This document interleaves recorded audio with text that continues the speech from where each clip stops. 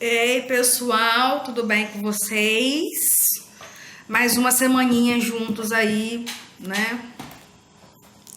Nesse esqueminha aí de vídeo aula. Bom, a gente vai dar continuidade aí para fechar, tá? O nosso conteúdo aí sobre apólogo. Deixa eu tirar essa lista daqui, esse círculo. Sobre apólogo, tá? A gente vai fechar agora aí, né? Com a última atividade aí, né? Que eu pedi para vocês fazerem. E vamos aí, né, depois ver, né, um outro tipo de gênero textual, que é o poema, tá? A gente vai entrar aí nessa linha aí, né, dos poemas e poesias, né? E a gente sabe, né, que existe uma diferença entre poema e poesia.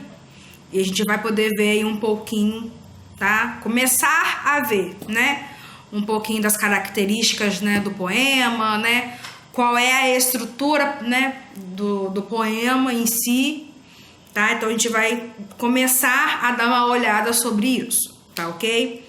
Peguem aí o livro de vocês, tá? E vamos corrigir aí a atividade que foi mandada para casa aí da página 11, tá? Eu tirei print. Eu tirei print de muitas coisas. Cadê? Isso aí. Principalmente, né, da página do livro aí, que eu achei melhor, porque aí não perde foco e dá para vocês observarem aí bem melhor, tá? Então, abram o livro aí na página 11, tá? Vamos lá? A gente conseguiu ver aí, né, dois textos, né, do apólogo, não, um só, na verdade, né, que foi lá da linha e da agulha, né. Vemos também, né, o contexto, né, a gente viu, né, o contexto e características, né, desse tipo de gênero textual, que a gente não pode confundir aí com a fábula, né, com a parábola, né? Cada um aí tem a sua característica específica, né? Então, deu pra gente ter uma noção aí mais ou menos, tá? Do que é o apólogo, né? O que ele traz, né? A reflexão que ele passa para o ser humano, né? Então, deu pra gente poder ver um pouco disso aí, né?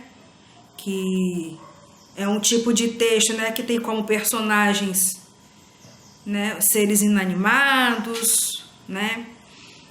A gente viu um pouquinho aí, né, dos objetos, né, que é utilizado esse tipo de texto, né, objetos, né, como foi o caso da agulha e da linha, né? Então a gente pôde ver aí um pouquinho disso. Vamos lá? Todo mundo aí com o caderno, com o livro aberto na página 11? Vamos lá então. Produção de apólogo. No momento de leitura 1, você conheceu o que é um apólogo. Agora vamos relembrar algumas das principais características desse gênero textual. Primeira questão. Apólogo é uma narrativa que personifica os seres inanimados, transformando-os em personagens. Que tipo de personagens foram empregados por Machado de Assis, que é o autor, né, da linha lá e da agulha, do apólogo, tá? A gente viu um pouquinho sobre ele e mais pra frente eu vou pedir um trabalhinho também relacionado a Machado de Assis, tá? Que vocês irão fazer. Mas mais pra frente eu vou pedir, vou explicar, né, qual é o tipo de trabalho que vocês irão fazer, tá ok? Então, qual foi aí o tipo, né, de personagens, né, que foram empregados por Machado de Assis? Animais, objetos, astros ou estrelas, né? A linha e a agulha são o quê? Objetos. Então, ele utilizou os objetos aí na história dele, na narrativa dele. Tá bom? Segunda questão. Essa narrativa busca ilustrar lições de sabedoria ou de ética. No apólogo lido, o ensinamento principal é o de que há pessoas que se aproveitam do trabalho dos outros para se beneficiar e se esquecem de valorizar a ajuda recebida. Releia o apólogo e tente identificar outro ensinamento possível nele. Como a gente já leu, a gente só está corrigindo, né? O outro tipo ali, né, de ensinamento que a gente pode identificar, né, é quando ensina que às vezes não adianta levar adiante certas discussões. Quando a agulha, não sei se foi a agulha, se foi a linha, que decidiu, né, ficar quieta em silêncio, não falou mais nada para não gerar mais, né, confusão e tudo mais ali, uma briga, né, maior.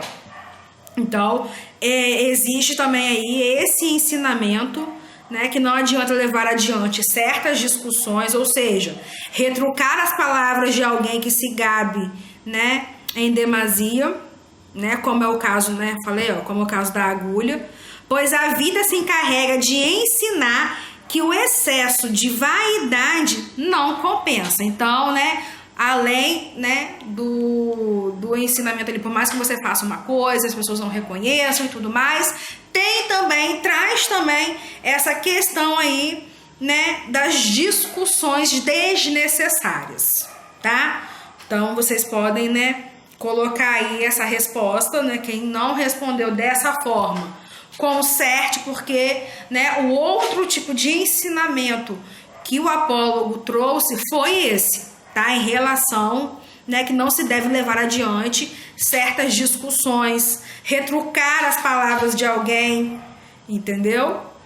Que, né, não tem, né, o porquê de, não tem como objetivo de levar as discussões, né, essas, né, situações, né, desconfortáveis adiante, tá bom?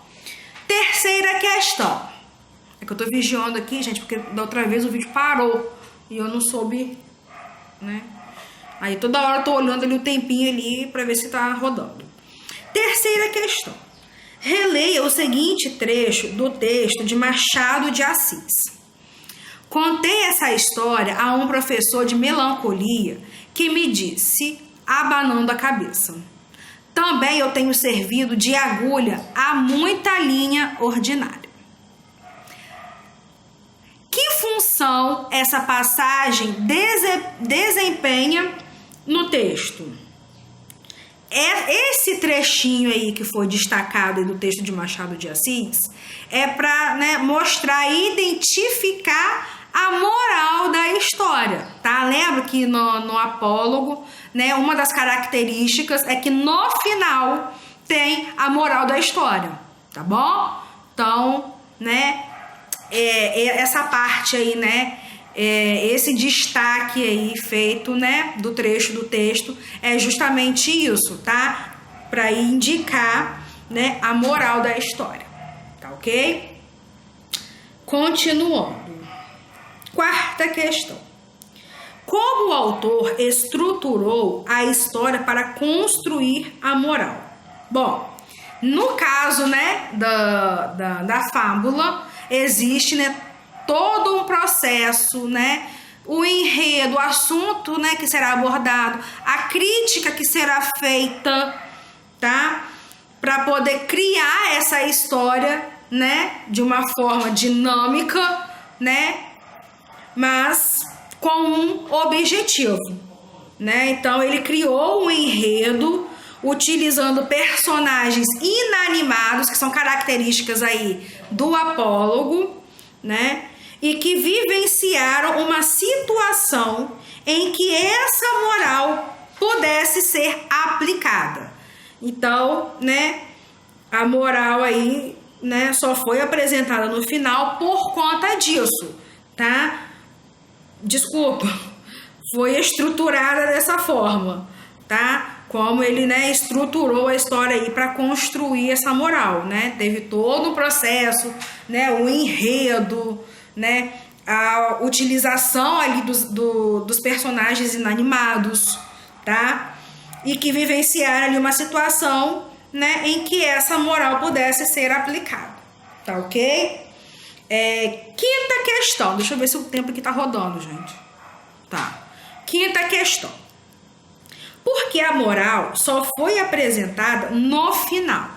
Bom, óbvio, né, que a gente precisaria, antes dessa moral, saber qual é o contexto, né, o enredo daquela história, né, a gente precisa ler para poder refletir, né, sobre a história, para depois identificar a real função, né, o objetivo ali da mensagem, né, dada ali pela moral. Então, né, o que foi, né, o motivo da moral ser apresentada só no final foi justamente para isso, para que o leitor, né, pudesse refletir sobre a história, para depois identificar a real função e mensagem dela, né, dada aí pela moral, tá bom? Sexta questão. Outra característica do apólogo é que o enredo tem grande força imaginativa. Explique como isso ocorre no texto de Machado de Assis. Bom, isso aconteceu com a criação de personagens que são seres inanimados e que constituíram e ilustraram o ensinamento da história. Então, né, são essas, né, outros tipos de características aí envolventes, tá, no apólogo, para, né, trazer aí um enredo, né, e ele ter grande força imaginativa. Ele como recurso utilizou, né, esses personagens, né, pegou lá os seres inanimados, né, os objetos, e montou uma história, um contexto, um enredo para poder, né, criar, né, esse assunto aí, abordar esse assunto e trazer ao leitor a reflexão, né, e a moral da história, tá ok? Então foi basicamente isso aí que ele, né, utilizou como, né, outro tipo de característica do apólogo, tá bom? Bom, fechamos essa parte aí do apólogo. Agora a gente vai entrar na questão, né, do poema, que eu falei com vocês no início da nossa aula. Né, a gente viu um pouquinho, né, só uma comparaçãozinha no primeiro bimestre em relação ao poema e à poesia. E agora a gente vai entrar mais a fundo aí na parte de poema, tá bom? Então vamos lá. Bom, geralmente, né, o texto poético se caracteriza por privilegiar... gente, deixa eu tirar isso aqui daqui, peraí.